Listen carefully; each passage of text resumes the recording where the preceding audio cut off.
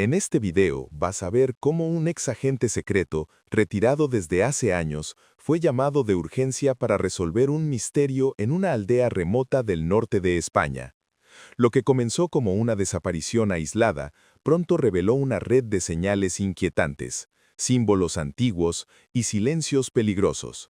Una historia real, con giros brutales, donde un hombre enfrentó lo imposible y terminó salvando a todo un pueblo. En 2024, una serie de desapariciones silenciosas alteró la rutina de una aldea remota en el norte de España. Bausen, un pueblo atrapado entre montañas y niebla, se convirtió en el epicentro de un misterio que obligó a un exagente del CNI, retirado hace años, a volver al campo.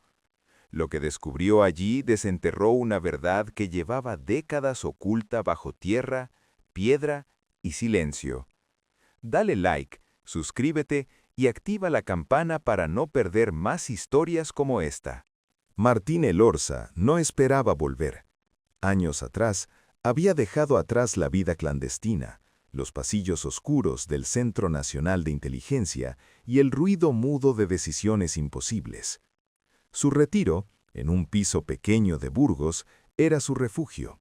Leía, caminaba en silencio y mantenía la cabeza baja. Pero esa madrugada, a las 4:12, el sonido del viejo móvil vibrando rompió todo. No contestaba llamadas desconocidas, pero esa no era desconocida, era del ministerio. Y si lo llamaban a esa hora, no era por cortesía. Una hora después, un coche negro sin matrícula lo esperaba frente al edificio. El conductor no dijo palabra, solo extendió una carpeta. Dentro, unas pocas hojas impresas, una imagen borrosa de una aldea entre montañas y un informe incompleto. 2 personas desaparecidas, ningún rastro, 0 comunicación. La zona, Bausen, un poblado pequeño, en el corazón del Valle de Arán, fronterizo con Francia. Martín no preguntó nada. Tomó su vieja mochila, guardó su navaja de siempre y el reloj de pulso, aunque ya no funcionaba. Sabía que en lugares como ese, donde el tiempo parecía detenido, era mejor tener algo que le recordara que el mundo seguía girando. El viaje fue largo. A medida que ascendían por las curvas del valle, la señal del teléfono desaparecía. La niebla se hacía más espesa y el frío más agresivo. La entrada a Bausen era casi invisible.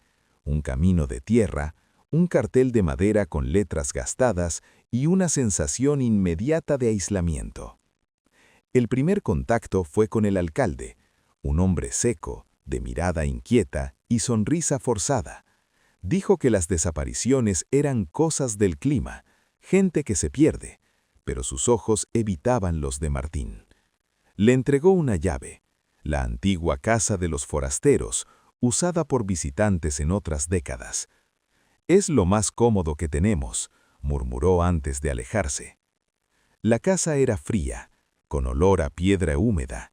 En una de las habitaciones, una ventana apuntaba a una capilla abandonada. Sobre su tejado, un campanario sin campana. Pero Martín notó algo. Una lona gris cubría algo colgado dentro del campanario. Tomó nota mental. Esa noche no dormiría.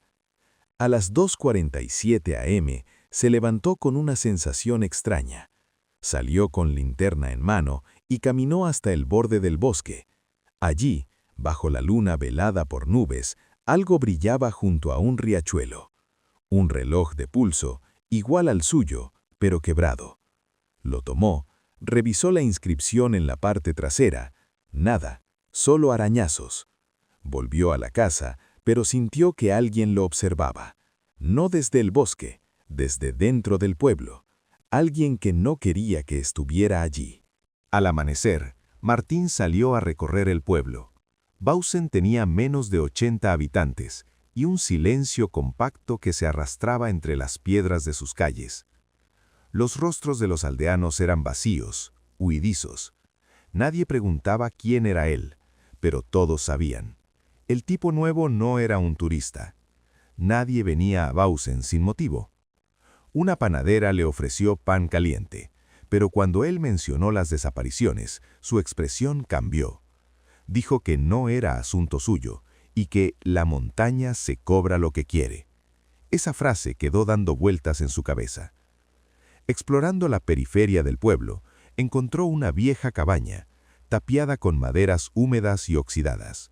Pero no era el abandono lo que llamó su atención, sino que en la puerta había marcas, cortes paralelos, simétricos, como si alguien hubiera intentado tallar algo y luego lo interrumpieran. Más abajo, el símbolo de una cabra, pequeño, casi imperceptible. Esa noche, revisando los registros de la carpeta que le habían entregado, Martín notó un detalle omitido. Una de las personas desaparecidas, un joven llamado Arnau Lados, había enviado un mensaje antes de desaparecer. No se había registrado oficialmente, pero estaba en una nota escrita a mano. Algo se mueve en la colina. La cabra no volvió. ¿Una cabra desaparecida? No parecía relevante, hasta que recordó el símbolo en la puerta. Decidió volver al bosque.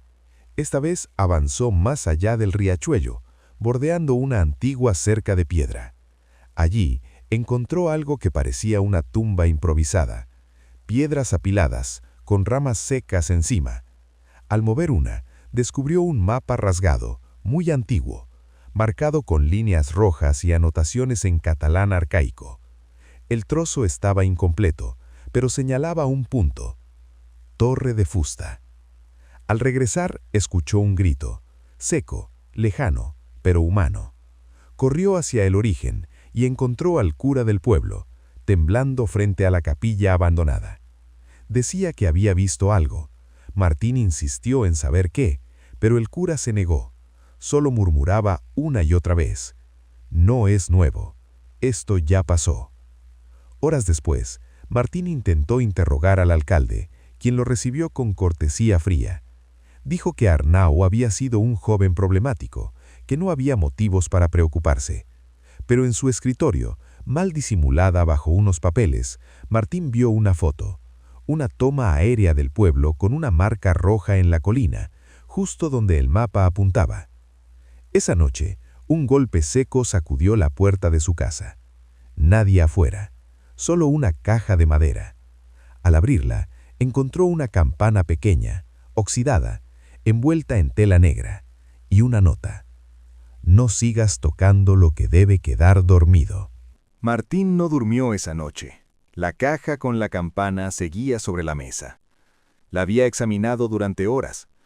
No tenía inscripciones, pero el metal estaba gastado de forma extraña, como si hubiera sido tocado por muchas manos durante años. El sonido que emitía era hueco, casi sordo, pero no era el objeto lo que lo inquietaba. Era el mensaje. ¿Dormido? ¿Qué debía permanecer dormido?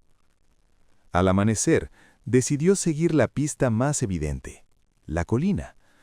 Tomó el mapa fragmentado y subió por un sendero casi borrado por la vegetación. La niebla cubría todo, y el silencio era opresivo. A mitad del ascenso encontró algo inesperado: una puerta metálica empotrada en la roca, semioculta por ramas. No tenía cerradura. Estaba abierta. Dentro, una cámara subterránea excavada en piedra. Humedad, moho, olor a encierro. En las paredes, dibujos antiguos, símbolos, una especie de culto primitivo centrado en figuras de animales, especialmente una cabra con ojos vacíos. En el centro de la sala, un pedestal. Estaba vacío, pero las marcas en el polvo indicaban que algo había sido retirado hace poco. De regreso al pueblo, encontró revuelo. Una mujer mayor gritaba en medio de la plaza. Decía que su nieta había desaparecido. Nadie la escuchaba, nadie la ayudaba. La niña, según ella, había ido a jugar cerca del bosque. Martín no lo dudó. Tomó su linterna y volvió al sendero, esta vez al lado opuesto del riachuelo. Allí, tras horas de búsqueda, encontró rastros. Una bufanda rosa, una figura de madera rota, pero no había señal de la niña. Lo que sí encontró fue algo que lo detuvo en seco. Huellas humanas y de pezuñas, juntas, como si algo caminara con ambas formas. Tomó fotos. Era imposible, pero real. Esa noche, el pueblo fue otro. Las luces se apagaron más temprano. Nadie caminaba por las calles. La iglesia cerrada, los bares vacíos. Parecía que todos supieran que algo estaba por suceder. Desde su ventana, Martín vio sombras moviéndose cerca de la capilla. No se trataba de gente común. Iban encapuchados. 7 figuras. Decidió seguirlas. En silencio, caminó entre los callejones hasta llegar a la parte trasera de la iglesia. La puerta trasera estaba entreabierta. Dentro, los 7 encapuchados rodeaban el altar. Sobre él, algo cubierto con un paño oscuro. Uno de ellos levantó la tela. Era la campana que le habían dejado en la caja. El grupo comenzó a entonar un canto bajo, en un idioma que Martín no reconocía. La campana fue colocada en una estructura antigua del altar, justo bajo un agujero que conectaba con el campanario. Martín dio un paso atrás, y una madera crujió bajo sus pies. Silencio.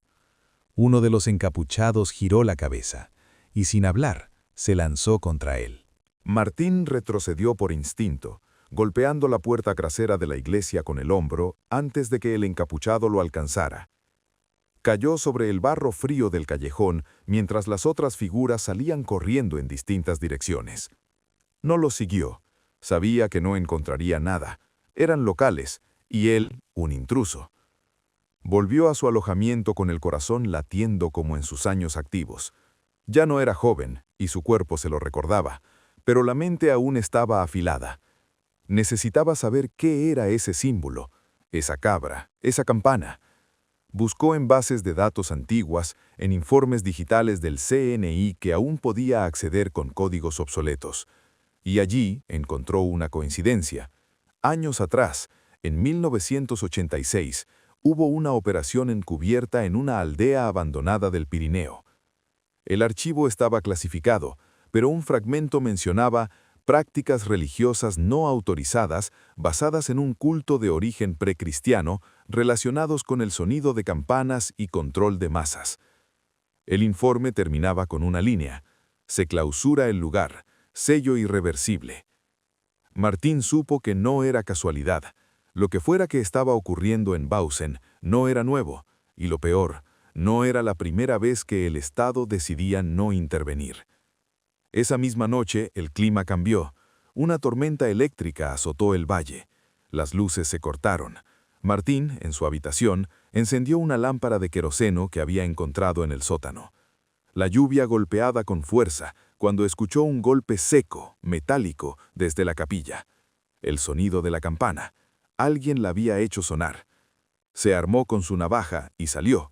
El pueblo estaba oscuro, pero la capilla brillaba con una luz anaranjada desde el interior. Al acercarse, sintió un zumbido, como si el aire vibrara. Entró sin hacer ruido.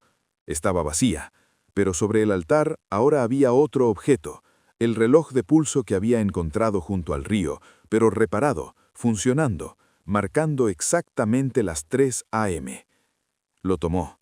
Al tocarlo, una sensación de vértigo lo hizo tambalear. Imágenes fragmentadas pasaron por su mente: fuego, gritos, una multitud huyendo, la campana sonando una y otra vez. Era como si el objeto cargara memoria, como si fuera un ancla de algo que estaba a punto de volver. Al salir lo esperaba alguien, el cura. Esta vez no temblaba, con la voz firme dijo que necesitaban hablar. Martín lo siguió hasta la parte trasera de la iglesia, donde reveló una trampilla oculta bajo una alfombra. Bajaron por una escalera estrecha hasta una cripta sellada. Allí el cura mostró un mural desgastado, hombres con máscaras de animales rodeando una torre, y en el centro una figura humana colgando boca abajo, con una campana sobre su cabeza. Según el cura, esa era la historia prohibida de Bausen. Una vez cada ciertas generaciones, el sonido debía ser reactivado, no por fe, sino para contener algo que dormía bajo el pueblo. Martín preguntó qué era ese algo. El cura respondió, con la voz apagada: No es un qué, es un cuándo, y el tiempo se está acabando. La frase del cura quedó flotando en la mente de Martín mientras regresaba a su alojamiento bajo la lluvia. Esa noche no pudo dormir. Revisó cada elemento que había recogido: el mapa rasgado, el reloj reparado, la campana, el mural de la cripta, las huellas de pezuñas. Cada pieza parecía desconectada, pero todas apuntaban a lo mismo: algo que estaba emergiendo y que solo él parecía querer detener. A la mañana siguiente, la noticia se propagó. La niña desaparecida había regresado. Martín corrió a la casa de la abuela. La pequeña estaba en su habitación, en silencio absoluto, con la mirada fija en la pared. No hablaba, no respondía. En sus manos sostenía un objeto tallado en madera, una cabra con una campana en el cuello, la misma figura del mural. Nadie sabía quién le había dado eso. Nadie había visto cómo volvió. La policía local no apareció, tampoco el alcalde. Martín sintió que el pueblo comenzaba a cerrarse sobre sí mismo. Intentó hacer una llamada al ministerio, pero la señal seguía muerta. Caminó hasta la cima de la colina para buscar cobertura.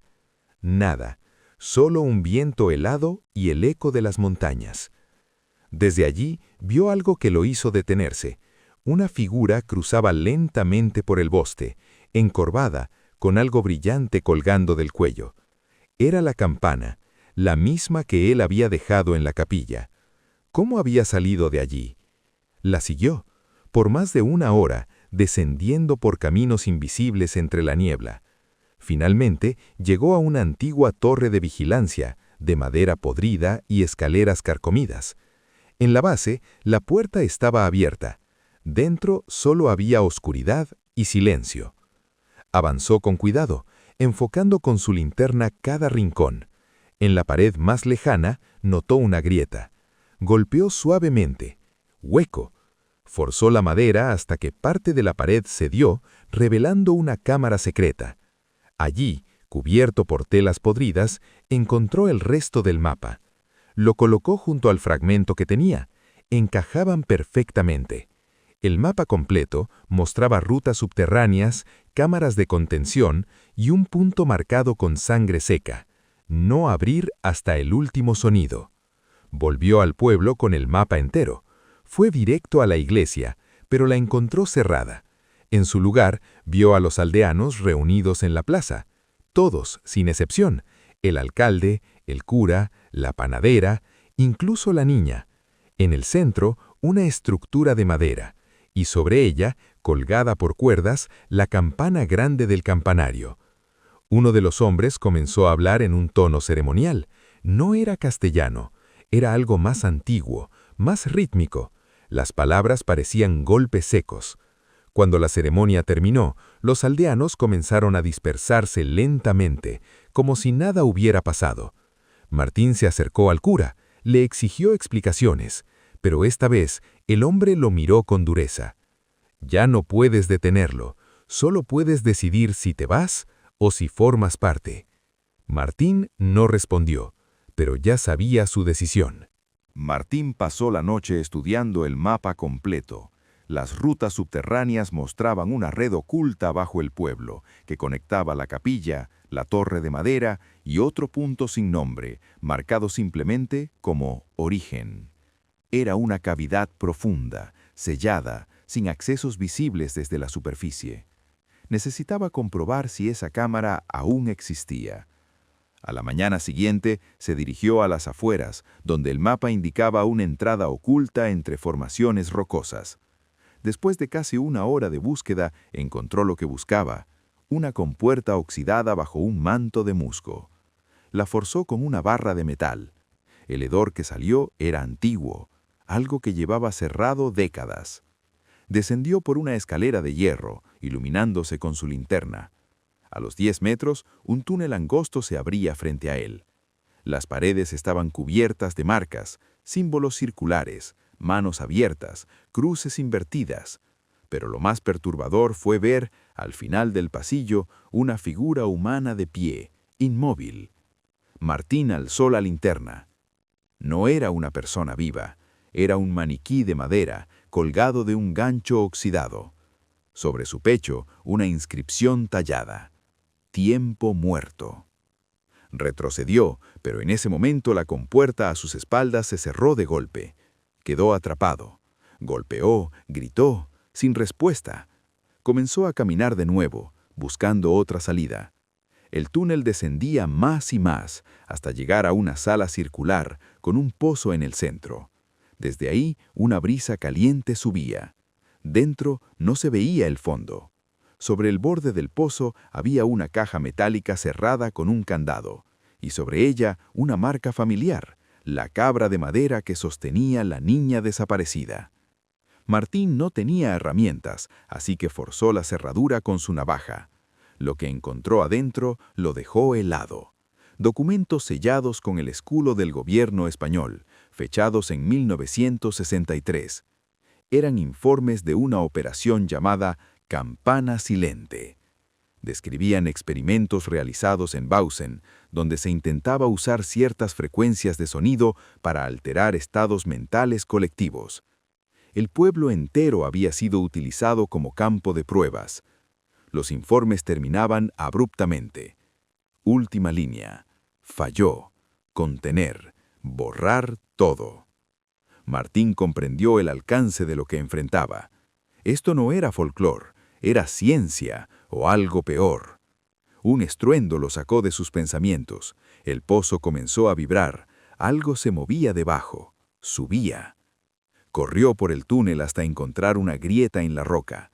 Pasó arrastrándose y emergió finalmente en una antigua bodega detrás de la panadería. Al salir a la calle, notó que el cielo había cambiado. Nubes negras cubrían el valle. Las campanas de la iglesia comenzaron a sonar solas. El pueblo estaba vacío, ni un alma. Las puertas cerradas, las ventanas cubiertas, pero en el centro de la plaza, la niña lo esperaba, sola, mirando hacia la capilla. Cuando Martín se acercó, ella levantó el brazo y señaló hacia las montañas. Y entonces dijo, por primera vez, «Ya despertó». Martín no podía ignorar esa frase. Ya despertó, dicha por una niña que hasta ayer no hablaba, en un pueblo que había decidido callar por generaciones. El sonido de las campanas seguía retumbando en el valle, pero no provenía de la iglesia. Venía de algo más profundo, algo que se estaba activando. Tomó a la niña en brazos y corrió hacia su alojamiento. Allí buscó todo lo que pudiera servirle: el mapa, los documentos, una linterna de repuesto, su navaja y, lo más importante, el viejo reloj de pulso, que ahora volvía a estar detenido. Marcaba la misma hora que cuando lo había encontrado junto al riachuelo, 2:47 a.m. No sabía por qué, pero esa hora parecía el punto de quiebre. Antes de salir, revisó la habitación una vez más. Bajo una de las tablas del suelo, encontró algo que no había notado antes: un compartimento oculto. Dentro, un cuaderno viejo, cubierto de tierra. Pertenecía a Arnau Lladós, uno de los desaparecidos. Las últimas páginas hablaban de sueños repetitivos, campanas que sonaban sin motivo, y de gente que ya no era gente. El cuaderno terminaba con una frase escrita con violencia: «Si la campana suena 3 veces, corran». Martín decidió volver a la capilla, no para buscar respuestas, sino para desactivar lo que estuviera ocurriendo. Si había un mecanismo, si había una forma de interrumpir esa activación, tenía que estar allí. Al llegar, la puerta principal estaba entreabierta. Entró con cautela. Todo estaba iluminado con velas. El altar había sido modificado. Ahora sostenía un artefacto metálico conectado a la base del campanario. Un generador. Y al lado, el alcalde, solo, de pie, con una expresión vacía. Martín le exigió explicaciones, pero el hombre solo sonrió débilmente. Dijo que no todos podían soportar el silencio, que algunos necesitaban despertar lo que da sentido al valle. Luego, sin más, se arrojó contra el altar, activando un interruptor oculto. La campana del campanario sonó por segunda vez. Una onda de choque recorrió el edificio. Las velas se apagaron de golpe. Martín fue lanzado contra una banca. Al intentar levantarse, vio al alcalde convulsionando en el suelo con espuma en la boca. El generador se encendía. Una cuenta regresiva apareció en la pantalla, 00246. Salió tambaleando. Necesitaba desactivar la fuente de energía. Revisó el mapa. Había una conexión directa entre la capilla y la torre de madera. Si podía cortar el flujo desde allí, tal vez podría detener el sistema antes del tercer sonido. Corrió por las calles desiertas, esquivando ramas caídas y objetos movidos por el viento. Al llegar a la torre, notó que la figura encapuchada que había visto días atrás lo observaba desde la cima. Subió sin detenerse, pero al llegar, la figura había desaparecido. En su lugar, solo quedaba una llave de metal antiguo con el símbolo de la cabra tallado. Sabía que esa llave no abría puertas, era para cerrarlas. Volvió sobre sus pasos. El tiempo se agotaba, faltaban segundos. En la base de la capilla encontró una compuerta metálica. Colocó la llave, giró, y justo antes del tercer sonido, todo se detuvo.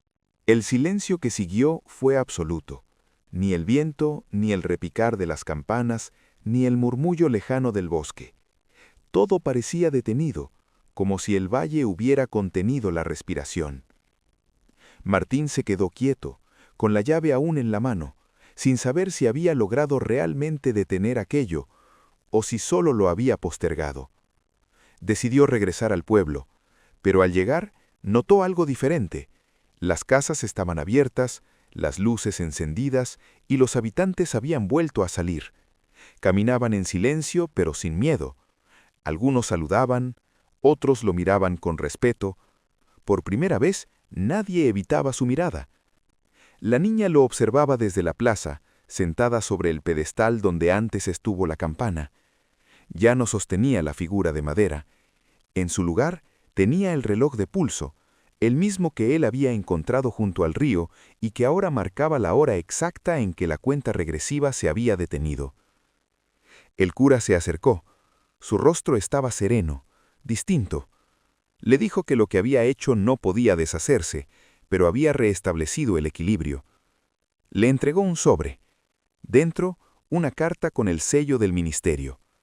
No decía nada, solo una frase escrita a mano. El ciclo fue contenido, por ahora. Martín volvió a su alojamiento. Al empacar sus cosas, notó que el cuaderno de Arnau había desaparecido. En su lugar, en la mesa, descansaba el fragmento original del mapa, pero con una nueva marca en rojo más al norte, cruzando la frontera. Antes de partir, se acercó una mujer mayor. Le entregó una caja envuelta en tela. Dijo que era un agradecimiento del pueblo. Al abrirla, Martín encontró una réplica exacta del reloj roto, tallado en madera, con la inscripción El Orsa. Subió al carro, oyó una última vez para Bausen. La vila estaba silenciosa, mas viva. No camino de vuelta, en cuanto el carro descendía las curvas de la montaña, su celular vibró por primera vez en días. Era una nueva notificación, sin remitente, apenas un número, 247. La bajada por el valle fue interrumpida por un deslizamiento menor. Una roca bloqueaba el camino principal. Martín, sin otra opción, tomó una ruta secundaria por el bosque. Era un sendero viejo, sin asfaltar, cubierto de hojas y ramas. A mitad de camino, algo lo obligó a frenar. Un sonido, sordo, lento, como pasos. Salió del vehículo con la linterna y avanzó con cautela. Entre los árboles, a unos metros, distinguió una silueta. No se movía. Al acercarse, notó que era una figura tallada en madera, clavada al suelo. Tenía forma humana, pero en vez de rostro, una cabra. A sus pies, una inscripción desgastada. Donde termina uno, comienza otro. Ese mensaje no era para él, pero lo incluía. El ciclo no había terminado, solo había migrado. Volvió al coche. En ese instante el celular sonó. Era el número del ministerio. La voz del otro lado fue breve. Dijo que debían reunirse. Le enviarían coordenadas. Nada más. 2 días después, ya en Madrid, Martín entró a una sala subterránea en el edificio del antiguo CNI. Allí lo esperaba un superior al que no veía hacía años. Sobre la mesa, un dossier sellado. El título: Operación Reloj Silente, fase 2. Abrió el informe.